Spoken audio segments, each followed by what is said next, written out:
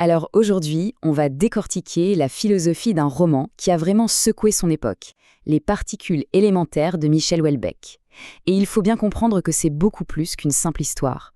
En fait, ce livre, c'est un peu comme un diagnostic clinique et même assez brutal de notre société occidentale. Et tout le roman, en fait, part de cette phrase. C'est vraiment le cœur du réacteur, si on veut. C'est ça le problème fondamental que le livre va explorer, l'idée d'une civilisation qui a tout simplement perdu son mode d'emploi. Une société à la dérive qui ne sait plus du tout comment orienter son existence. Bon, alors comment le roman s'y prend pour disséquer cette dérive? Par où est-ce qu'il commence? Eh bien, il va droit au but. Il commence par le commencement, par la sphère la plus intime, là où la crise, elle se fait sentir le plus fort dans la relation amoureuse. Regardons ça de plus près. Le livre décrit une approche de l'amour qui se veut très moderne, très rationnelle. D'un côté, on a ce qu'on peut appeler le calcul. On cherche la sécurité, on choisit un partenaire compatible, on optimise ses choix comme on ferait en investissement. Et de l'autre côté, eh bien, le résultat. Et il est sans pitié. L'idée, c'est qu'en voulant à tout prix éviter la souffrance, on finit par s'interdire le bonheur. Et on se retrouve face à quoi? Au vide existentiel. Et là, il y a cette idée qui est juste terrible pour illustrer la tragédie. Ce que ça veut dire, en gros, c'est que la vraie et la pire des souffrances, ce n'est pas l'échec en lui-même, non. C'est le souvenir d'un bonheur qui a semblé possible, qui était là, à portée de main, juste avant de disparaître. C'est ce quasi-contact avec le bonheur qui rend la suite absolument insupportable. Et cette logique, le roman la pousse encore plus loin, jusqu'à l'appliquer à la beauté physique. On pourrait croire qu'une beauté exceptionnelle, c'est un atout. Mais dans le livre, c'est tout l'inverse, ça devient une véritable malédiction. Pourquoi? Parce qu'elle n'attire pas l'amour? Non, elle attire la prédation. Celle des, je cite, dragueurs expérimentés, cyniques et sans scrupules. Et ça, c'est juste la première étape d'une chute qui est présentée comme inévitable. Mais attention, tout ça, ce ne sont pas juste des destins individuels, isolés, non. Le roman élargit la perspective, il dézoome pour analyser les grandes forces sociales qui modèlent ces vies. Et pour ça, il va nous donner un concept vraiment clé. Et voilà ce concept, la société érotique publicitaire. Alors comment ça marche? Le mécanisme, en fait, il est assez simple. Le but, ce n'est pas du tout de satisfaire le désir, non. Le but, c'est de l'amplifier encore et encore à l'infini. Pour que la compétition, qui est le moteur du capitalisme, ne s'arrête jamais. Le désir doit continuer de grandir, jusqu'à, je cite, « dévorer la vie des hommes ». À partir de là, le roman s'attaque à l'un des plus grands mythes de cette société, la libération sexuelle. On se souvient de la promesse officielle, du grand récit qu'on nous a vendu. C'était un rêve collectif, l'arrivée d'une nouvelle forme de communauté. Sauf que le verdict du livre, lui, il est sans appel. Ce qui s'est passé, en réalité, c'est exactement l'inverse. Loin de créer une communauté, cette fameuse révolution a juste marqué une nouvelle étape, peut-être même la dernière, dans la grande montée de l'individualisme le plus pur. Et cet hyper-individualisme, évidemment, il a des conséquences, et elles sont profondes. Voyons un peu comment, selon le roman, il finit par transformer la structure même de la société, jusqu'à littéralement détruire les liens entre les gens. Alors, le processus de destruction est décrit en 3 temps.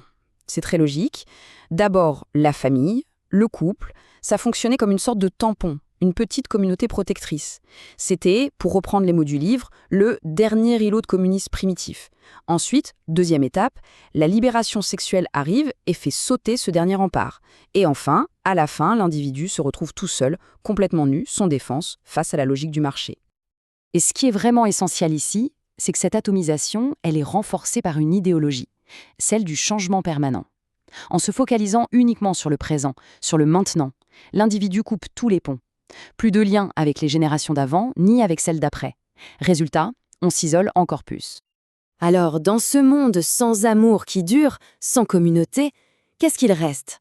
Eh bien, il reste une quête désespérée de sens, qui va souvent prendre des formes, disons, assez pathétiques. Le livre illustre parfaitement cette quête, avec une scène qui est devenue mémorable, un stage de développement personnel. Et le langage utilisé est typique. On invite les gens à entrer dans une eau merveilleuse, à remercier leur mère la terre. Bref, c'est un concentré de clichés New Age, une sorte de spiritualité de supermarché. C'est vide, c'est lénifiant. Et face à tout ça, la réponse du personnage de Bruno, elle est aussi concise que brutale. C'est une pensée silencieuse et vulgaire, mais c'est une fin de non-recevoir. Un rejet total, absolu, de cette spiritualité de pacotille qui est totalement incapable de remplir le vide. Du coup, s'il n'y a plus de rituel authentique, par quoi est-ce que la vie est rythmée? Eh bien, parce que le livre appelle des cérémonies commerciales. Le calendrier n'est plus religieux, il n'est plus traditionnel, il est devenu consumériste.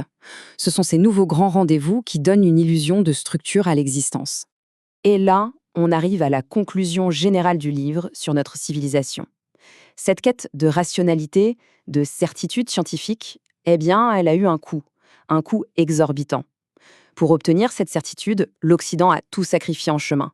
Sa religion, son bonheur, ses espoirs et à la fin, sa propre vie.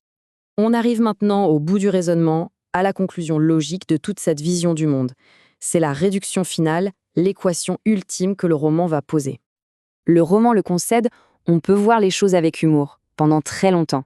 C'est une stratégie de survie, une sorte de bouclier pour se protéger de la réalité. Mais ce bouclier, il ne tient pas éternellement. Il finit toujours par céder. Parce qu'à la fin, la vie, elle finit par briser le cœur. Et à ce moment-là, c'est la fin, c'est la capitulation. Alors on arrête de rire. Une fois que le rire s'est éteint, il ne reste plus rien, ou presque. Juste le dénuement le plus total, la solitude, le froid et le silence.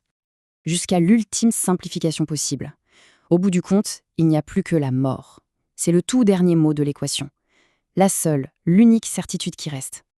Et on termine là-dessus, sur cette question, est-ce qu'il faut voir dans les particules élémentaires juste une vision nihiliste, complètement désespérée, ou est-ce que c'est au contraire un diagnostic, brutal certes, mais nécessaire, une sorte de miroir qu'on tend à notre époque pour qu'elle puisse voir son propre vide?